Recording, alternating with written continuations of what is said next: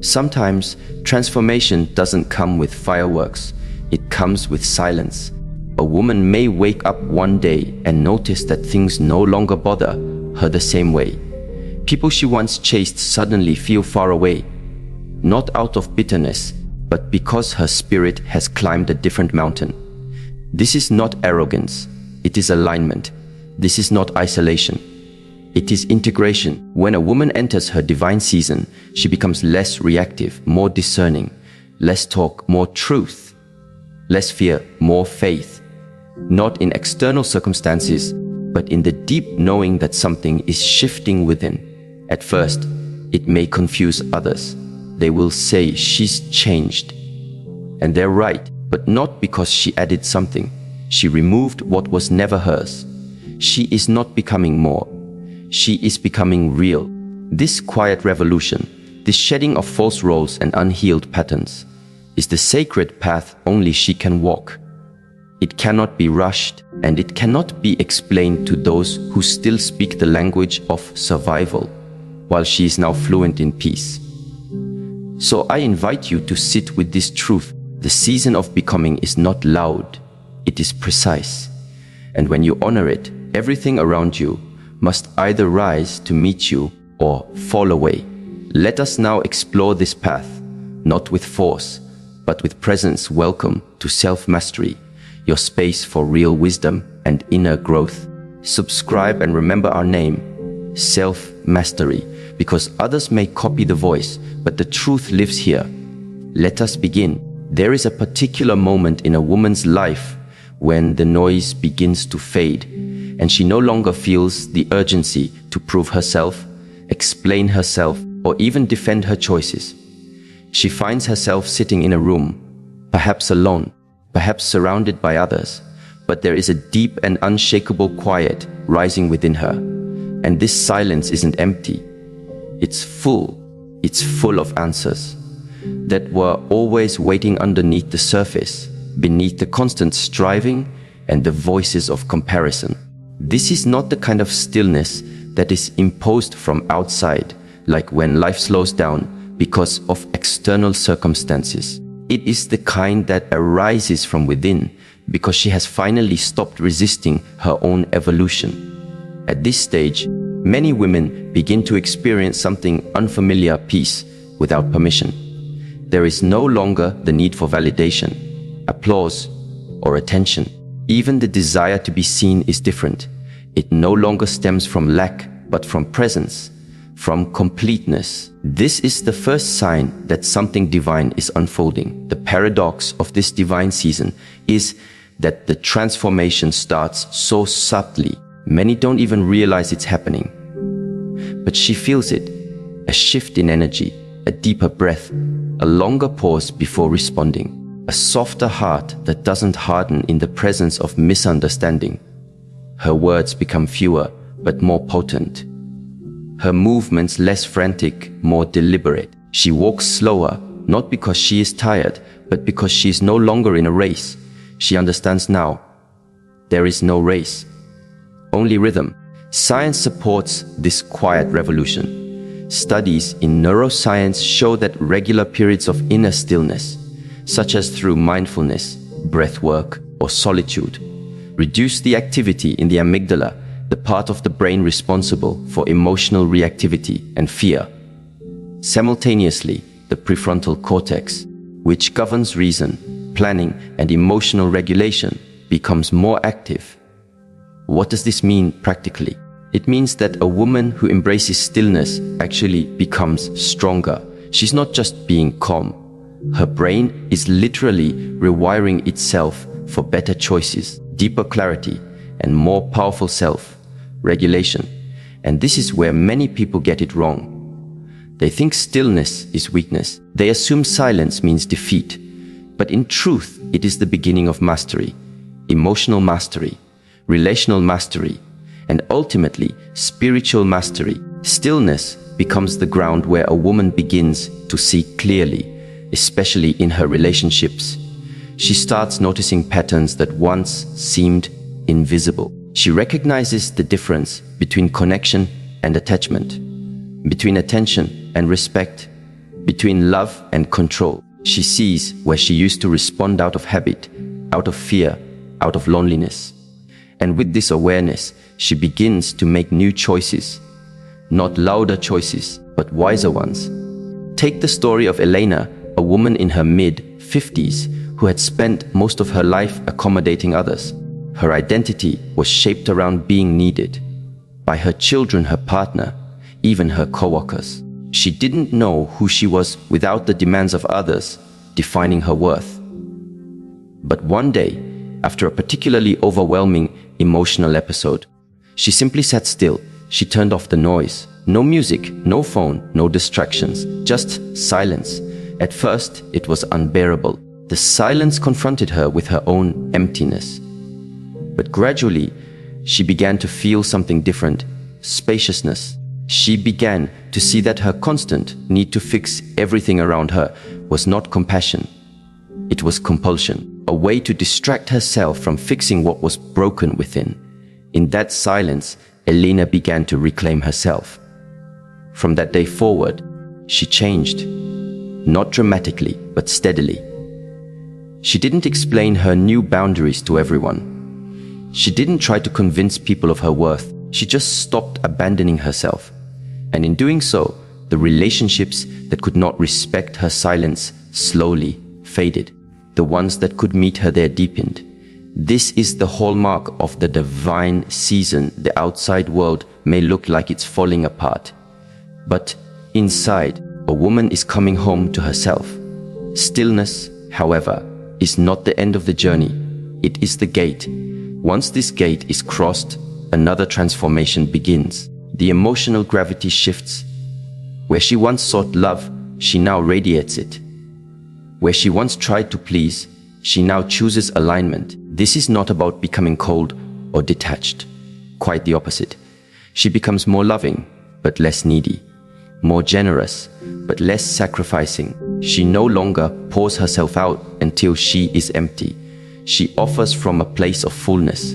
This change is profound, especially in her relationships. It might first appear as distance. She's not texting as often. She's not always available. She no longer says yes out of guilt or fear. But if you look closer, you'll see it's not distance, it's depth. She is no longer reacting from emotional survival. She is responding from emotional sovereignty. From a psychological perspective, this shift is tied to what is known as internal validation. When a person, especially a woman who has been socially conditioned to prioritize others, begins to derive her sense of worth from her inner truth rather than external approval, everything changes. Her nervous system settles. Her anxiety reduces. Her decision-making becomes clearer. She stops over-apologizing. She stops shrinking. And because she no longer needs to be liked by everyone, she becomes infinitely more authentic, more magnetic. This is not just theory. It plays out every day. Consider the example of Amina, a woman in her early 40s, who had spent years trying to gain the affection of a partner who gave her breadcrumbs of attention, but never the consistency of commitment. For years, she justified his emotional distance, telling herself he was just busy or not expressive. But during her divine season, something shifted. She didn't suddenly stop loving him. She just started loving herself more. And with that, her energy changed. She stopped initiating every conversation. She stopped twisting herself to be easier or less demanding. She began investing her emotional energy into herself, into journaling, walking, meditating, and reconnecting with old hobbies. Within weeks, the dynamic changed. The man noticed. His texts became more frequent, his tone more respectful. But Amina saw through it now. It wasn't love, just the discomfort of losing control. And for the first time, she didn't react. She responded with silence, not out of spite, but out of peace. Her peace had become more valuable than his approval. This is what it means to move from seeking to radiating. People can feel the difference in your presence. You are no longer looking for someone to complete you. Because you are no longer fragmented. You carry yourself differently, not with arrogance, but with knowing. You speak differently, not to impress, but to express. You love differently, not to be chosen, but because love itself has become your nature, not your currency. This kind of energy cannot be faked. It is cultivated.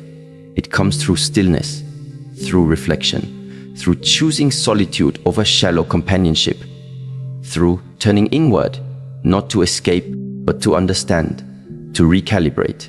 In Eastern traditions, this process is often called the return to the true self. Not the self that was shaped by pain, pressure, or performance, but the self that existed before the world told her who she should be. And once she begins to live from this place, people sense it. Some will be drawn closer. They'll be curious about her peace. They'll want to know how she holds herself with such softness and strength. But others will pull away, not because she did anything wrong, but because they are not ready for the version of her that no longer entertains dysfunction. And this is important in her divine season. A woman must learn to let go with grace. Not everything lost is a failure. Sometimes what falls away is simply out of resonance with who she is becoming. She no longer begs for space in places that dim her light. She no longer explains her silence to those who only understand noise. This inner transformation is both subtle and powerful. It may not be visible in material achievements right away, but internally, the architecture of her life is being rebuilt. From scarcity to sufficiency, from fear to faith, from noise to knowing. Each morning, she rises not just to meet the world, but to meet herself. To ask, what is true for me today? What do I need to stay rooted? What must I release to remain aligned? She no longer carries the entire emotional weight of her relationships. She allows others to take responsibility for their part. She stops micromanaging love. She stops performing for acceptance. And slowly, she becomes her own sanctuary. This isn't the loud, performative confidence that the world often celebrates. It's a quieter kind of power, the kind that doesn't need to convince anyone, the kind that can walk away without slamming the door, the kind that can say, "This is not for me," without bitterness, just clarity, and that clarity is priceless. It allows her to rest not just physically, but emotionally. She doesn't rehearse imaginary conversations in her mind anymore. She doesn't carry unspoken disappointments. She speaks truth with tenderness. She listens without absorbing everything. She loves without losing herself. This is not the result of luck or privilege. It is the result of inner work, of choosing healing over hiding, of choosing growth over guilt, of choosing presence over performance. And so, as she continues to evolve, her relationships evolve with her. Not always immediately, not always easily, but inevitably. Because energy never lies, and the energy of a woman who has entered her divine season is unmistakable. It is calm yet commanding, soft yet unshakable, quiet yet deeply heard. The world begins to respond differently, not because the world changed, but because she did. Because her center is no longer external. It lives within, and everything in her life now orbits around that center. Not in chaos, but in harmony. And that is where the next evolution begins. There comes a time when a woman realizes that her body is no longer something separate from her spirit. It is not just a shell to decorate, to criticize, or to push past. It is a sacred vessel, a reflection of her consciousness. During her divine season, this understanding deepens. The body becomes more than a physical form. It becomes a mirror. Every choice she makes, from the food she eats, to the way she breathes, to how she moves or rests, begins to shape her emotional and energetic state. She starts to understand that the body doesn't lie. While the mind can rationalize chaos and tolerate misalignment, the body quietly stores every unresolved feeling, every suppression, every betrayal of self, and eventually it speaks. What most people don't realize is that long before the body breaks down, it whispers. The tension in her shoulders, the fatigue that doesn't go away, the restless sleep, the digestive issues. These are not random, they are signals. And when a woman enters her divine season, she no longer dismisses these messages. She listens. She understands that healing is not just emotional or spiritual, it is cellular. There is a kind of reverence that arises in this stage. She no longer eats carelessly because she knows that food is information, not just fuel. It tells the body what to build, what to repair, what to destroy. She no longer pushes herself to exhaustion in the name of productivity because she knows that rest is not laziness, it is restoration. She no longer forces herself into environments that drain her because she knows that her nervous system is sacred and protecting it is wisdom, not weakness. Scientific research confirms this intuitive wisdom. When women practice somatic awareness, connecting with their body through breath, movement, or stillness, they activate the parasympathetic nervous system, which governs rest, digestion, and healing. This allows the body to shift out of survival mode. Cortisol levels drop. Inflammation reduces. Hormonal balance begins to return. She feels more grounded, more alive, more herself. Not because she added more to her life, but because she removed what was harming her silently. In this season, even her posture changes. She no longer shrinks herself to be less visible, nor stiffens to protect herself from being hurt. Her spine straightens, but her shoulders soften. She walks as though she belongs, because she finally feels that she does, in her own body, in her own life. There's a story of a woman named Liana who spent most of her youth disconnected from her body. As a child, she had been praised for her academic excellence and obedience, but no one taught her how to feel. Emotions were something to suppress, not explore.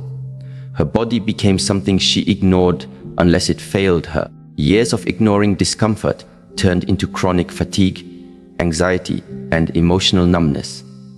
One day, after collapsing from exhaustion in the middle of a meeting, she was forced to stop. She took a sabbatical, not just from work, but from the persona she had built. And in that quiet space, she began to ask questions she had never asked. What does my body need? What does it remember? What have I been carrying that was never mine? She started practicing gentle yoga, not for weight loss, not for aesthetics, but to feel. She cried in poses that released deep tension. She changed the way she ate, not out of guilt, but out of gratitude. She walked barefoot on the earth, not because it was a trend, but because it made her feel connected again. Slowly, she began to understand her divine season was not about chasing a goal, it was about returning to wholeness. As her body healed, so did her relationships. She began setting boundaries, not just with people, but with her own habits. She stopped overextending. She stopped consuming content that made her feel less. Then, she stopped engaging in conversations that drained her. Her relationships became cleaner.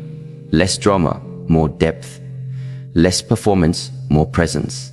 This inner shift brought her to another powerful realization, that every time she said yes to something that dishonored her body, she was saying no to herself.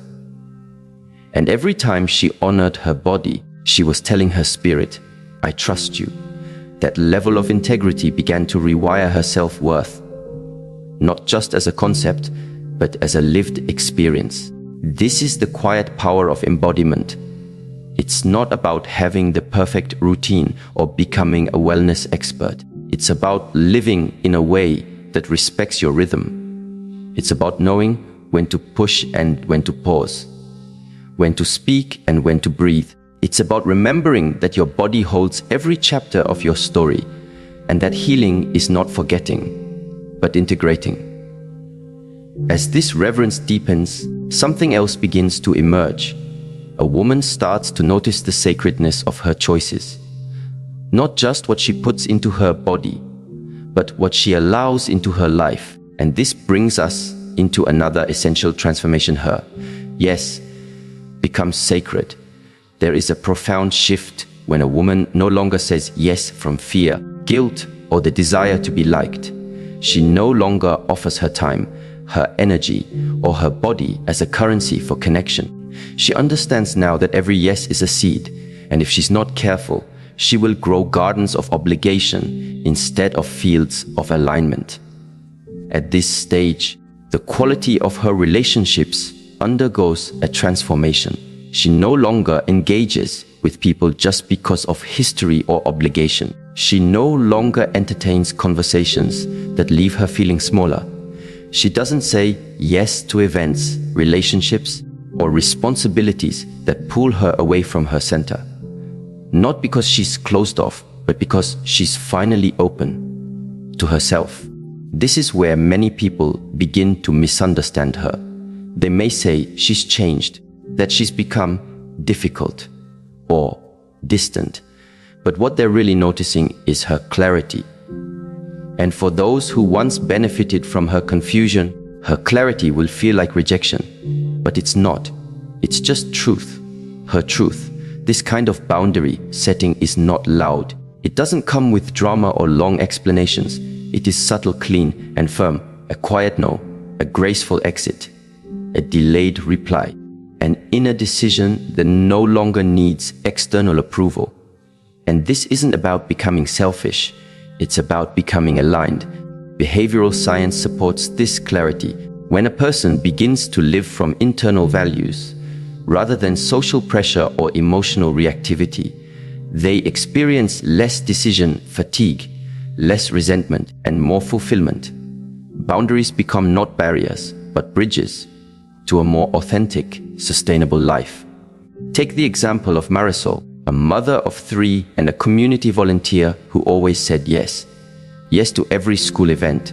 Yes to every favor. Yes to every emotional dumping session from friends. She wore her exhaustion like a badge of honor. Until one day, her daughter asked, "Why are you always too tired to play with me?" That question pierced through every justification she had. She realized she had become so available to the world that she was unavailable to herself and to the people who truly mattered. From that day, she began to choose differently. She started small, one no at a time. She stopped picking up the phone during dinner. She delegated tasks. She let go of friendships that were built on obligation, not reciprocity. And though the transition was uncomfortable, she began to feel something she hadn't felt in years. Peace. Not the peace that comes from everything going right, but the peace that comes from finally doing what is right for you. This is the power of sacred decision making. A woman learns that her time is a non-renewable resource, that her energy is currency, that her presence is a gift, not a given. And once she starts living this way, her life becomes more intentional, less cluttered, more aligned. She no longer runs herself, ragged trying to be everything to everyone. She becomes everything to herself, and from that place, she offers what is true. In relationships, this changes the dynamic completely. She stops chasing connection. She stops explaining her worth. She no longer fears being misunderstood because she understands herself. And in understanding herself, she naturally attracts those who understand her too, or are willing to try. And even when misunderstandings arise, she no longer pleads to be seen. She knows that being unseen by the wrong people is not a loss. It's a redirection. A reminder that not everyone deserves access to her sacred yes. This kind of emotional discipline doesn't come from pride. It comes from practice, from the daily habit of checking in with herself. Is this choice aligned with my peace? Is this invitation in harmony with my values? Is this relationship supporting or depleting my growth? And if the answer is no, she releases without guilt, because she knows that every yes she gives from fear is a betrayal. and every no she gives from clarity is a blessing. As this clarity deepens, her life begins to organize itself differently. What no longer fits begins to dissolve. What is meant to stay finds its place, and in the quiet between her choices, something beautiful begins to grow trust, not in others, but in herself. And this trust becomes her compass. It becomes her guide. She doesn't need to see the whole path to take the next step. She just needs to stay true, because she understands now her divine season is not about saying yes to everything. It's about saying yes to what matters. And in doing so, everything else begins to align. When a woman begins to awaken to herself, truly awaken, there is one inevitable truth she cannot ignore. The people she keeps closest to her are mirrors. Not always mirrors of who she is now, but often reflections of what she once believed about herself, about love, about her worth. The divine season doesn't just bring change within, it reveals what must change without. And in relationships, this revelation can be both liberating and painful. A woman begins to see the ways in which she has accepted less. Not because she was weak, but because she was unaware. She starts to recognize that what she once tolerated was not because she lacked strength, but because she hadn't yet remembered her value. This realization doesn't come with blame. It comes with awareness, deep, unshakable awareness. And with that awareness, she can no longer pretend that the unhealthy patterns are love, that chaos is passion, or that inconsistency is mysterious. Her divine season calls for truth, not fantasy. It requires her to look at every connection and ask, is this nourishing me, or is it draining me? Is this relationship growing with me, or is it holding me in a version of myself I've outgrown? One of the hardest shifts in a woman's life is when she begins to outgrow the dynamics she once thought she needed. When she sees the partner who never listened as a reflection of a childhood wound, not as a soulmate. When she realizes the friend who always needed saving is a remnant of the part of her that needed to feel needed. When she starts to recognize that the emotional roller coaster she used to confuse with love was really just emotional unavailability dressed in excitement. That clarity doesn't come from bitterness, it comes from healing. And healing always changes what you're willing to entertain. There's a certain level of internal peace that no longer permits you to sit in chaos for the sake of company. From a psychological lens, this is explained by something called trauma bonding, the tendency to feel attached to dynamics that mirror early emotional wounds. If love in childhood felt inconsistent or conditional or tied to performance, it's not uncommon for adults to find themselves repeatedly drawn to people who feel familiar in their unpredictability. But when a woman heals, when she begins to witness her patterns with compassion and wisdom, she disrupts that cycle. She stops chasing what hurts. She stops mistaking familiarity for safety. And in doing so, she starts to choose differently. Take the story of Anaya, a woman in her late 30s who spent nearly a decade in a relationship with someone who made her question her worth daily. He wasn't cruel in obvious ways. He was subtle, dismissive, emotionally unavailable. He rarely criticized her directly, but he constantly withdrew affection as a form of control. He never raised his voice, but he made her feel invisible when she needed him most. For years, Anaya told herself that she was too sensitive, that she just needed to try harder. That love required patience and endurance. But deep inside, something was breaking. It wasn't until she began working on herself, through reading, journaling, and spending time alone, that she started to feel the tension between who she was and who she was pretending to be in the relationship. She realized she was editing herself constantly, walking on emotional eggshells to avoid his disapproval. One day, after a particularly numbing conversation where he dismissed her feelings for the 100th time, she sat in silence. Not to be silent, but to listen. And in that stillness, the truth emerged. She was not being loved, she was being tolerated. And that was no longer enough. Anea ended the relationship, not in rage, but in reverence. Reverence for the version of her that stayed, even when she was hurting. Reverence for the lessons, and reverence for the new version of herself who finally believed she was worthy of more. That's what happens when a woman begins to heal. Her standards change, not because she becomes demanding, but because she becomes aware. She understands that love is not supposed to feel like emotional starvation. It is not supposed to make her doubt her value. Real love is not painful in its essence. It is kind, it is clear, it is stable, and more than anything, it supports growth. As she enters her divine season, she stops waiting for others to validate her experience. She becomes her own confirmation. She no longer needs a long list of offenses to justify her departure. One violation of her peace is enough. She no longer entertains disrespect just because someone claims to love her. She knows now, love is not just a word, it's a behavior. It's an energy. It's how someone shows up when it's inconvenient. It's how they handle your vulnerability, how they respond to your needs.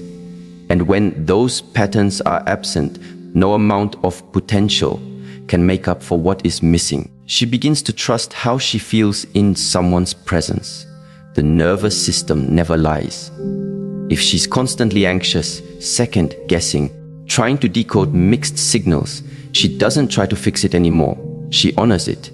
She asks, what part of me believes this is acceptable? What belief is this dynamic reflecting back to me? And then she works on that part, not to keep the person, but to release the pattern. Relationships, in this light, become teachers. Every connection either reinforces her growth or reveals what still needs healing. And she stops taking things so personally. If someone cannot meet her in depth, it's not a confirmation of her inadequacy. It's a reflection of their limitations. If someone withdraws when she sets a boundary, it's not a sign she's too much. It's proof they were never willing to rise. This discernment gives her peace. She no longer tries to make people stay. She knows that anything forced isn't real. She doesn't chase closure. She knows that clarity is often found in someone's silence. She doesn't need long explanations. She reads energy. She watches behavior. She believes patterns, and she acts accordingly. This doesn't mean she stops loving. On the contrary, she loves more deeply than ever, but she does so without losing herself. She gives, but not to be needed. She listens, but not at the cost of her own voice. She supports, but not to the point of depletion. She loves with open hands, not clenched fists. And this is the shift from attachment to connection. In attachment, there is fear. Fear of loss, fear of abandonment, fear of being alone. But in connection, there is presence, mutuality, respect. When a woman heals, she starts choosing connection over attachment. She stops investing in one-sided relationships. She becomes more curious about how someone makes her feel than about how much attention they give. And she no longer confuses consistency with compatibility. There's a quote that says, "You don't attract what you want, you attract what you are." This becomes clear in her divine season, when she was in survival mode, needing to be loved, chosen, approved of. She often attracted people who mirrored that urgency, that scarcity. But as she becomes whole, as she embodies peace and alignment, she attracts differently. She begins to notice people who see her, not as a role to be filled, but as a soul to be respected. This doesn't mean everyone will be ready for her. In fact, some people will find her peace intimidating. They'll misinterpret her boundaries as rejection, her silence as arrogance, her clarity as confrontation. But she doesn't take that on. She understands now everyone is meeting her from their own level of consciousness. and not everyone is meant to walk with her through every season. This is not a loss, it's a refinement. The woman in her divine season becomes comfortable with solitude, not as punishment, but as sanctuary. She would rather sit alone in peace than be surrounded in pretense. She chooses depth over distraction, quality over quantity. She no longer craves constant attention. She craves authentic connection, and she's willing to wait for it, not passively, but intentionally. This changes how she dates, how she speaks, how she listens. She asks different questions, not just, "What do you do?" but, "How do you love? How do you respond when you're triggered? What does accountability mean to you?" She's not impressed by charisma anymore. She's interested in character, and not surface-level charm, but real, embodied integrity. And in friendships, the shift is just as profound. She no longer maintains connections that thrive on gossip, complaining, or emotional dumping. She surrounds herself with people who are emotionally responsible, people who can celebrate her without envy, people who can sit in silence with her without discomfort, people who are doing their own work and therefore don't depend on her to regulate their emotions. This doesn't mean she cuts everyone off. It means she becomes selective. Her energy becomes intentional. Her space becomes sacred. And when she loves now, it's not from a place of needing to be filled. It's from a place of overflow. She doesn't lose herself in love. She finds deeper expressions of herself through love, but only when the space is safe, only when the connection is mutual, only when the energy is reciprocal. She knows now that love doesn't fix wounds, it reveals them. And she welcomes that because she no longer fears her pain. She's faced it, she's held it, and in doing so, she has become a woman who can love without conditions, but not without standards. And so she walks through her relationships not with entitlement, but with elegance. She doesn't demand loyalty, she inspires it. She doesn't beg to be understood. She expresses herself with clarity and leaves the rest. She doesn't measure her worth by who stays or who leaves. She measures it by how true she remains to herself, regardless of what others do. Her divine season teaches her that relationships are not rewards for being perfect. They are reflections of her evolution. And as she evolves, so too must the energy around her. Not by force, but by frequency. Not by demand, but by discernment. And in this place, love begins to take a new shape, not as a possession, not as a destination, but as a way of being, as something she lives, breathes, and extends, not because she lacks it, but because she has become it. There comes a moment in a woman's life when she no longer seeks attention, but attention begins to find her, not because she is louder, not because she has become more visible in an external sense, but because her inner energy has become unmistakably present. She walks into a room and shifts its atmosphere without uttering a word.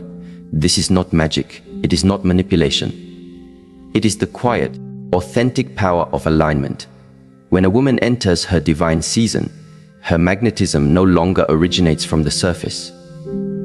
It is not about physical appearance, fashionable expression, or social charisma. Her power becomes elemental. It begins to move from the core of who she is. And what radiates from her is not force, it is frequency. A frequency of calm, of clarity, of confidence that doesn't need confirmation. This is the beginning of sacred magnetism, and it cannot be faked. There's a deep difference between performing confidence and embodying it. In one case, a woman is exhausted, constantly maintaining an image that isn't rooted in truth. In the other, she is energized, because she is not trying to be anything. She is simply being herself. The more aligned she becomes with her truth, the less effort she needs to expend to attract what belongs to her. This is why emotional exhaustion is one of the early signs that a woman is not living from her true essence. In relationships, This magnetic shift is profound. A woman in her divine season doesn't chase, manipulate, or give to prove her worth. Her presence is the message. She has learned that energy cannot lie. She no longer relies on words to convince someone of her value. She doesn't try to hold together relationships that aren't rooted in mutual respect, because she understands that misaligned connections only delay her divine timing. A woman who honors her season has refined her energetic field. It is no longer scattered. She's not everywhere, trying to be everything for everyone. Her focus is sharp, her intentions are clear, and her boundaries are clean. This clarity creates emotional coherence within her, and people can feel it. They may not understand it intellectually, but something about her makes them pause, breathe slower, feel safer, or even become more aware of their own noise. This is the mystery of spiritual magnetism. It has roots in neuroscience too. When someone is emotionally regulated, calm, present, and self-aware, their nervous system becomes a model of coherence. The heart rate becomes more stable. Breathing slows down. The vagus nerve, which plays a central role in emotional equilibrium, becomes more activated, creating a sense of safety and trust not only within the person, but around them. This creates what researchers call limbic resonance, a phenomenon where the emotional state of one person harmonizes or influences the emotional state of others through non-verbal cues. You see this in a mother calming a child. You feel it when you're around someone deeply grounded. Their stillness makes you feel safe to let go. Now imagine this effect in a romantic relationship. A woman in her divine season does not try to be impressive. She becomes impactful by her very state of being. Her emotional stability becomes a mirror for others. Her groundedness becomes attractive. Not in the typical romantic sense, but in the way a calm harbor attracts a ship lost at sea. There's a story of a woman who worked in a chaotic corporate environment, high pressure, constant deadlines, and interpersonal tension. She didn't try to dominate conversations or compete for recognition. Instead, she brought presence to every room she entered. She listened deeply, responded mindfully, and remained centered, even when others were reactive. Over time, colleagues began seeking her input, not just because of her skills, but because her presence brought a sense of clarity and calm. Promotions followed, not because she asked, but because her value became undeniable. She didn't perform power, she embodied it. And that's the lesson. True magnetism is not about external volume, it's about internal resonance. This applies powerfully to romantic relationships. A woman in her divine season no longer pursues partners based on urgency or fear of being alone. She doesn't entertain inconsistent energy or settle for half-hearted attention. Why? Because her energy is not in survival mode anymore. It's in creation mode. She has healed enough to stop projecting her wounds onto others. She doesn't need to be completed. She is not chasing potential. She is moving with intention. This energy shift redefines attraction. It filters out emotional immaturity without a single word. Immature love requires performance. Divine love requires presence. And presence can only arise when a person is no longer fragmented within. Sometimes people ask, why do men pull away when I become more confident? The answer is simple. Not everyone is ready to stand beside someone who is no longer energetically needy. When you stop depending on external validation to feel whole, you naturally raise the bar. And not everyone is willing or able to meet it. This is where your silence becomes powerful, because you no longer argue to be understood. You no longer plead to be loved. You no longer debate your worth. Your energy carries the message. And if someone cannot hear it, it is not your job to raise your voice. It is their journey to raise their awareness. A woman who has entered her divine season is not afraid to let go. She knows that what is meant for her will not require begging. What is aligned with her will recognize her, not just her beauty or her skills, but the quality of her spirit. She becomes magnetic to opportunities, people, and experiences that vibrate at her new frequency. There's a quote that says, "You attract what you are, not what you want." This isn't about blame, it's about awareness. When a woman constantly finds herself in draining relationships, it is often because her energy is still open to that frequency. She may have not yet learned how to sit with herself, how to meet her own emotional needs, or how to identify love from neediness. Once she does, her patterns begin to shift. The moment she says, "I will no longer sacrifice my peace to be chosen," the universe begins to rearrange itself. But this choice must be embodied, not spoken. Words are easy. Energy does not lie. There's another story about a woman who was tired of dating cycles that led to heartbreak. She decided to stop dating for a while, but not from bitterness, from clarity. She used the time to travel inward. She joined a meditation circle. She began journaling every day, not to vent, but to observe. She practiced breathwork to regulate her emotions. She began noticing how her body reacted when she was around different people. She started to trust those signals. Months passed. She re-entered the world. She looked the same on the outside, but inside she was unrecognizable. Men she would have entertained before no longer held any appeal. She no longer explained her boundaries. She simply lived them. The emotional clutter was gone, and with that, her true energy emerged. This is the transformation that magnetism requires. A clearing. You cannot attract what you are unwilling to prepare for. If your life is filled with anxiety, unresolved trauma, and emotional over-attachment, then even the right person may be repelled, not because they don't see your value, but because your energy signals chaos, and chaos cannot sustain love, only harmony can. This is why emotional self-mastery is not just a spiritual idea, it's a relational foundation. A magnetic woman does not use her energy to control outcomes. She uses it to align with truth. She no longer stays in places where she has to beg to be heard. She no longer dims her light so others can shine. And most importantly, she no longer betrays herself just to feel temporarily needed. Her energy says, "I see you, but I also see myself. I choose connection, but I do not fear separation. I am open, but I am not exposed. I am love, but I am not a lifeline." This depth is rare, and that's why she becomes rare. People often ask, how can I develop that kind of presence? The answer is not in a single practice, it's in a pattern of presence. Begin by slowing down, not just externally, but internally. Ask yourself throughout the day, am I here? Or am I reacting to something in my past? Am I centered? Or am I performing for someone's approval? Am I honoring my energy? Or am I leaking it for crumbs of attention? This level of honesty is the beginning of energetic refinement. Magnetism is not an act. It is a byproduct of alignment.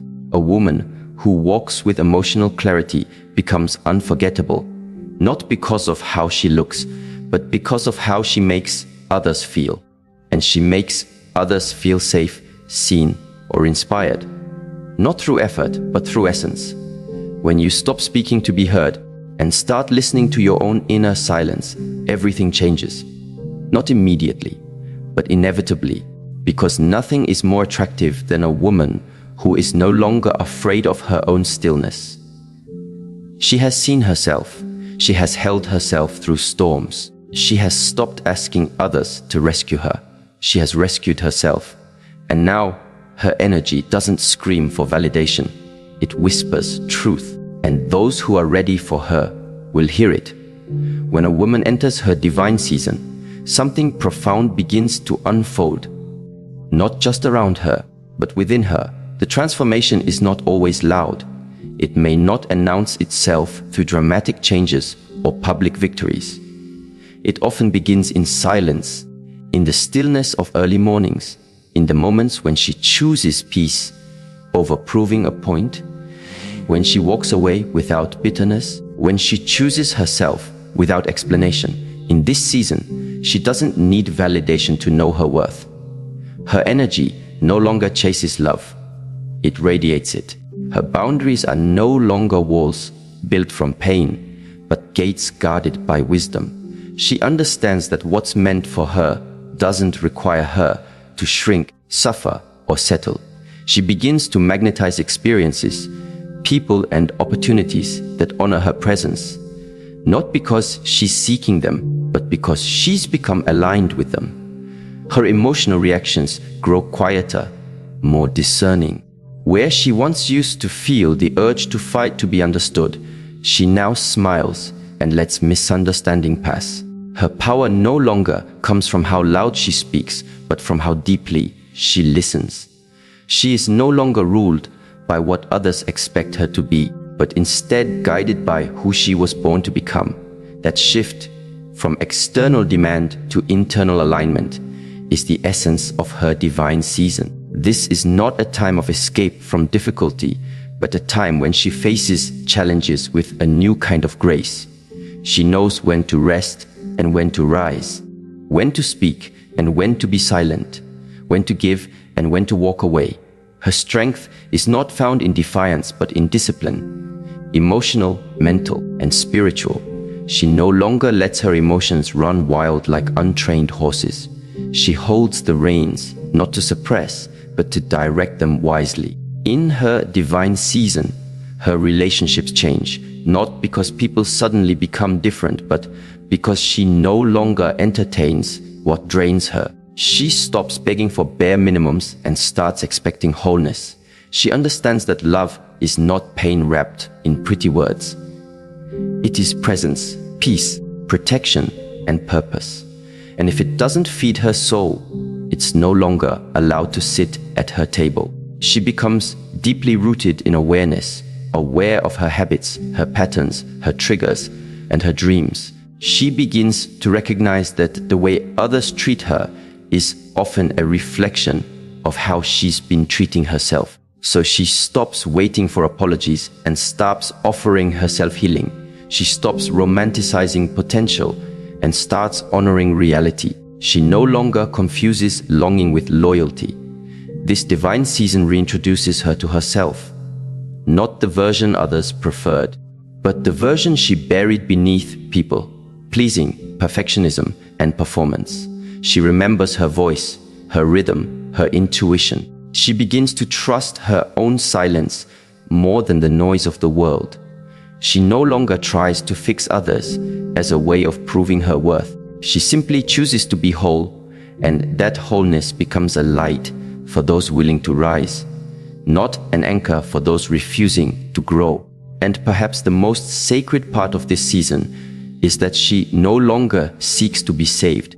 She realizes that her healing doesn't come from another's arrival, but from her own awakening. She doesn't need someone to rescue her. She needs space to rise. And rise she does, with intention, with clarity, with quiet confidence. Not to impress, but to embody. In this divine season, she no longer looks for signs outside of herself. She understands that her peace is the sign. Her alignment is the confirmation. Her joy, her rest, her tears, all sacred signals that she is in tune with something far greater than what the eyes can see. She no longer apologizes for outgrowing spaces, people, and versions of herself that no longer fit. She blesses them and releases them with love, because now she understands endings are not punishments. They are preparations. Every closed door redirects her towards something richer, deeper, truer. She doesn't rush. She flows. She doesn't chase. She attracts. She doesn't force. She allows. This is her sacred unfolding. This is her divine season. And everything, absolutely everything, starts to change.